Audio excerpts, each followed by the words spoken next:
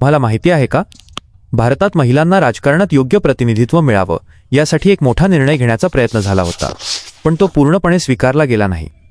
महिला आरक्षण विधेयक नेमकं काय होतं, ते का अडवलं गेलं, आणि जर ते पूर्णपणे लागू झालं असतं तर आज भारताची राजकारणाची दिशा वेगळी असती का?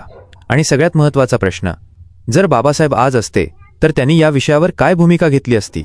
हे जाणून घेण्यासाठी हा व्हिडिओ शेवटपर्यंत नक्की बघा. भारतामध्ये महिलांना मतदानाचा अधिकार सुरुवातीपासूनच मिळाला, पण राजकारणात त्यांचं प्रतिनिधित्व खूप कमी राहिलं. लोकसभा आणि विधानसभांमध्ये महिलांची संख्या नेहमीच कमी होती. म्हणूनच महिलांना 33% आरक्षण देण्याचा प्रस्ताव पुढे आला.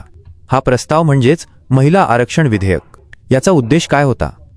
सरळ शब्दात सांगायचं तर राजकारणात महिलांचा आवाज वाढवणे, निर्णय प्रक्रियेत त्यांचा सहभाग वाढवणे आणि समाजात समानतेकडे एक पाऊल टाकणे. पण हा मुद्दा इतका सोपा नव्हता.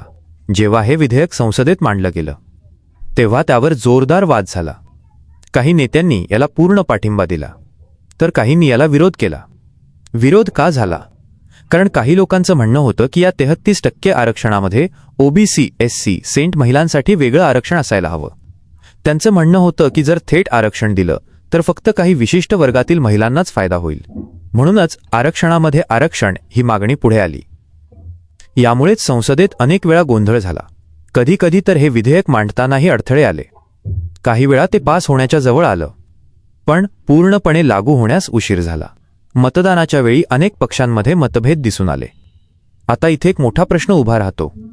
जर बाबासाहेबांनी समाजात समानतेसाठी इतका संघर्ष केला तर त्यांनी या विषयावर काय विचार मांडले असते? बाबासाहेबांचा विचार नेहमी स्पष्ट होता, ज्यांना संधी नाही त्यांना संधी द्या. ते महिलांच्या शिक्षणाचे, अधिकारांचे आणि स्वातंत्र्याचे मोठे समर्थक होते. त्यांनी हिंदू कोड बिलद्वारे महिलांना हक्क देण्याचा प्रयत्न केला. म्हणजेच महिलांना समान अधिकार मिळावेत हा त्यांचा ठाम विचार होता.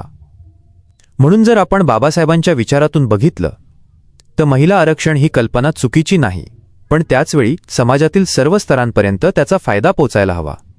आता विचार करायला लावणारी गोष्ट ही आहे, आजही महिलांचं प्रतिनिधित्व पूर्णपणे संतुलित नाही.